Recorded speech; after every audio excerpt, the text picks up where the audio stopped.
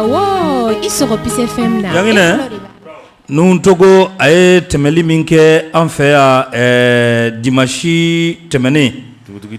Oh, Mohamed Ali Bachili anga chokroba aya ira ka foko temeli na ko kuma do fora kuma munu ni abefe ku ulakle. Oh, ame kuma ambadi anga chokroba ma Mohamed Ali Bachili ni sogoma. Mba ni sogoma erasira. Soma ubedi. Ubela jelembi fo.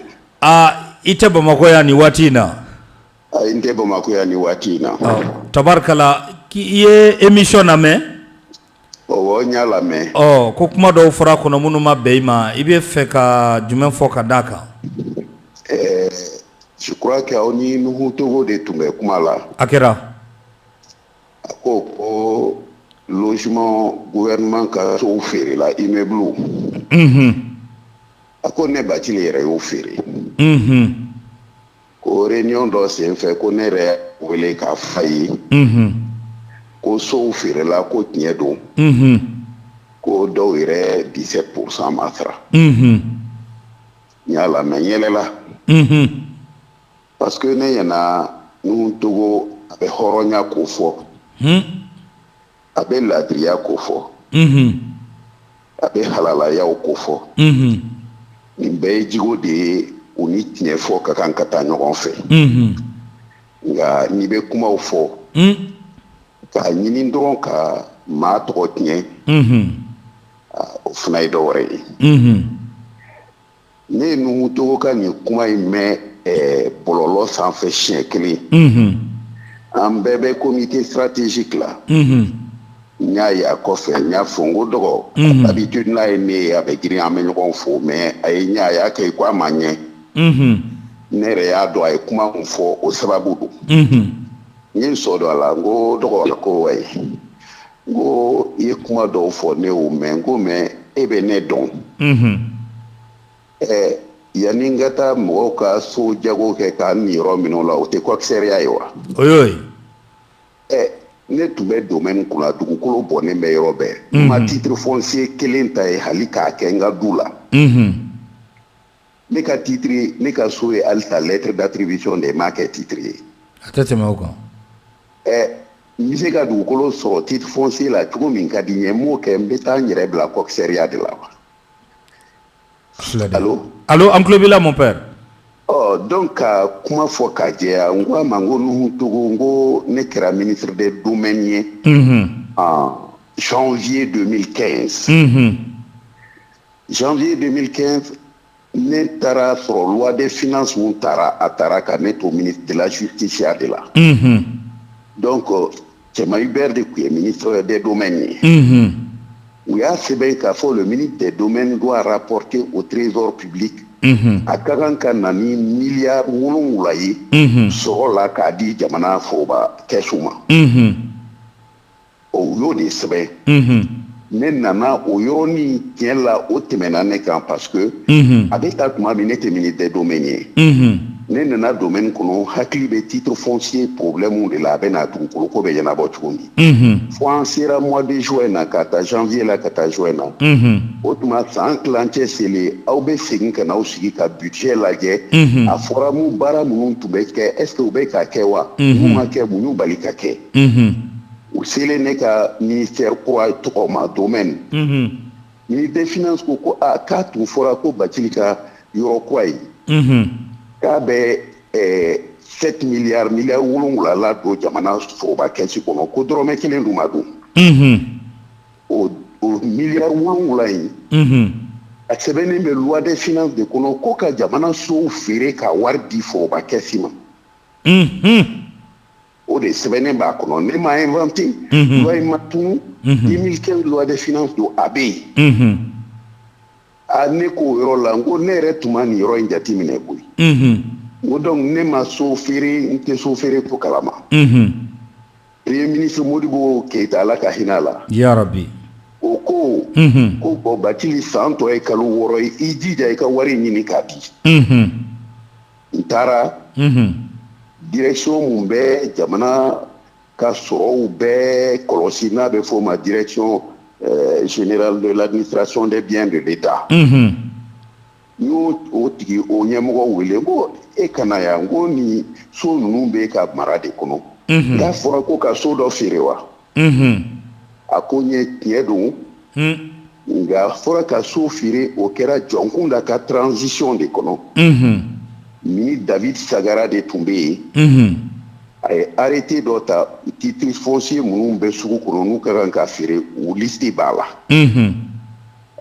ko a kun ye fili kɛ titre foncier kelen numéro la ka cɛman to ministère la cɛman y'o fili bɔ a la ka titre numéro ɲuman sɛbɛn donc a y'a papier ta ka na n ko tuma n ko jɔn b'u feere la a ko ayi anw t'a feere ministère t'a feere anw t'a feere conseil des ministres ye yamaruya di ko k'a di ACI ma ACI de k'a feere donc u bɛ ACI ka bolo kan n ko n y'a faamu ni mɔgɔw ma ko jati minɛ a bɛ dɔw bolo ko ACI bɛ ministère domaine ka bolo de kan a t'an ka bolo kan a t'a kan a t'a kan a b'an ka kɔlɔsili kɔnɔ ACI bɛ conseil d'administration de don société anonyme de don a ka gestion a ko fɔlen bɛ OHADA sariya de kɔnɔ donc ministre tɛ se ka taa ACI gérer koyi conseil d'administration de b'a la o de b'a gérer donc a dir'u ma ka yamaruya d'u ma aw bɛ nin so feere jamana tɔgɔ la ka wari verser trésor kɔnɔ donc ministère t'a feere ministère service t'a feere wa a wari tɛ di ministère ma ni ACI y'a feere a bɛ taa wari verser trésor la a bɛ na ni reçu de ye k'a yira anw na an k'a dɔn k'a fɔ so mun dira a ma n'a y'a feere a y'a feere ayiwa n ye ACI directeur wele n ko so kun dir'e ma i k'u feere wa ko tiɲɛ don n y'u feere wa a ko a bɛɛ ma feere dɔw feerela dɔw ma feere n ko i ye mun feere wari bɛ min a ko a b'anw ka compte kɔnɔ mais a bɛɛ ma sara fɔlɔ o de y'a kɛ an ma verser ayiwa n k'i bɛ taa verser n ko joli sarala ale de ko ne ye dɔw 17% sarala dɔw 20% sarala dɔw 30% sarala a tɛ sara ne ɲɛna fo valeur tɛ identifier ne ɲɛna expertise a si tɛ yira n na n t'a kɛ n t'a commandé n t'a tugura dɔn ACI de bɛ nin bɛɛ kɛ a bɛɛ b'a ka dossier kɔnɔ ale de bɛ wari verser n ko bon n'i bɛ wari b'i ka compte kɔnɔ i ka société ta tɛ gouvernement y'a d'i ma de k'i k'a feere ka taa bila trésor la taa wari bila trésor la mɔgɔ o mɔgɔ n'i ma yɔrɔ bɛɛ sara n bɛ kalo 3 d'i ma i k'a d'u ma o ka na ni wari tɔ ye i ka taa verser trésor la n'i ma taa verser n'u ma na n'a ye an bɛ feere bɔrɔtɔ an n'u cɛ parce que gouvernement ka yɔrɔ don a fɔra ne ka taa ni 7 milliards ye donc yanni n ka taa so kura wɛrɛw feere kɔrɔlen minnu juru ma sara ne y'o kani wari min sɔrɔl'o kɔnɔ o bɛ t'i jɔ fo 16 milliards la a tɛ tɛmɛ o kan ne bɛ taa so kura jɔn feere mais n bɛ nin kow daminɛ tuma min gɛlɛya tun bɛ feere dɔw kɔnɔ o ye jɔn ye ne yɛrɛ hakili bɛ mun na dɛ douane direction kɔrɔ min bɛ gare kɛrɛfɛ ko ACI y'o feere mɔgɔ 2 ma Manju Sɛnpara o fɔlɔ y'a san ACI tilara k'a feere Jabeba ma nɔnɔ de kɔrɔ don k'a to Manju bolo donc a feerela mɔgɔ 2 ma mais ko Manju fɔlɔ de y'a san ne bɛ bɔ mun kalama Manju nana n ka bureau la ko k'ale ye yɔrɔ san ko a fɔra ko ne ye ci mun bila ko ka taa wari tɔ sara k'ale ko a bɛ taa sara k'u ma sɔn k'ale ka wari minɛ k'u ko yɔrɔ feerela Jajeba ma k'o bɛ se ka kɛ cogo di ale dun ye plus de 400 millions sara u y'o minɛ u m'a ka wari segin a ma u m'a fɔ u tilara k'u y'a feere Jabeba ma ne ko n k'o bɛ se ka kɛ cogo di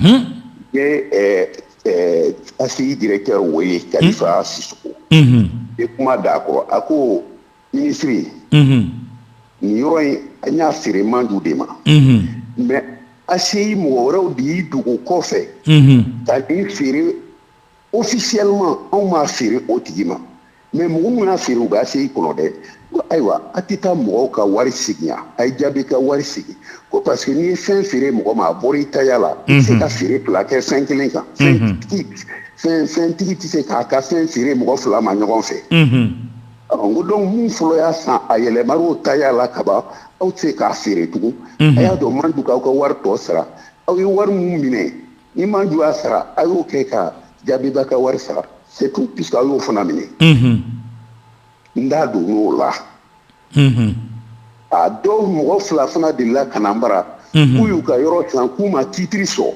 n ye u wele ayiwa ne aw k'u ka wariw minɛ mais n'u ye wari sara a y'u ka titiri fana d'u ma n bɛ mun kalama soko la o ye nin ye ne ka baara tɛ so feere ye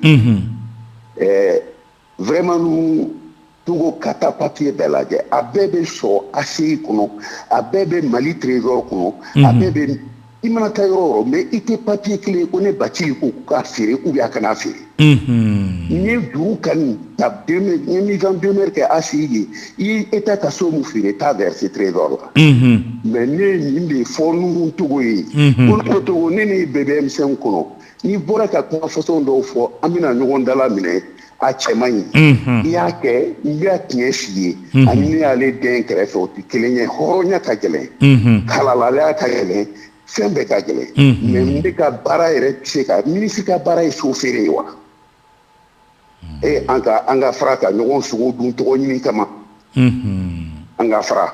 Ok. Mon père an b'i fo. Ne da tɛ don nin kuma la tugun. Ni Ala sɔnna. mais n'a bɛ ɲɔgɔn Togo ma cogo min n'a y'a kɛ.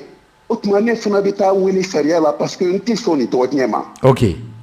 N y'a ɲɛfɔ a ye adamadenya la hɔrɔnya kɔnɔ mais ale nana kɛ ko ni ne taara k'ale deli de a kana kuma fɔ n'a ka di a ka si k'a fɔ. Ok.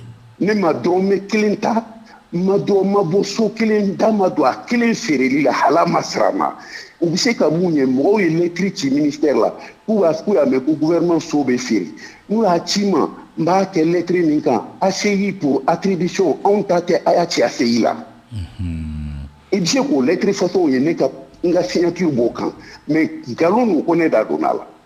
A faamuna mon père a faamuna an b'i fo. Voilà, a diyara n ye. I Bacili.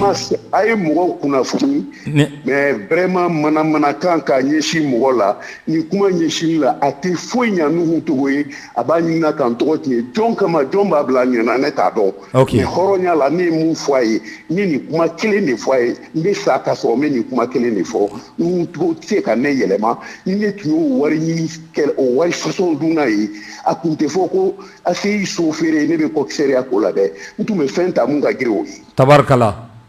I Bacili. N b'a ta mun ka girin et puis k'a dira ne ma a kalifara ne la mais ne ɲana kɔ dɛ ne m'a ta. Tabarikala. O tuma Nuhu Togo ka taa mɔgɔ wɛrɛ ɲini ale bɛ mun fɔla ne ma ne bɛ n yɛrɛ ɲininka n'ale yɛrɛ de t'o baara façon kɛ quoi. parce que a da bɛ ko la a bɛ se ka mun ɲɛdɔn a tɛ taa ɲini dɛ k'a ɲɛdɔn n'a bɛ mɔgɔw tɔgɔ tiɲɛ na dɔrɔn ka mɔgɔw tɔgɔ tiɲɛ et Nuhu Togo ka fara ne tɛ foyi fɔ n'a ma kɛ ne tɛ siran ale kɛmɛ ɲɛ. Ok. A kɛmɛ n tɛ siran a ɲɛ. I Bacili.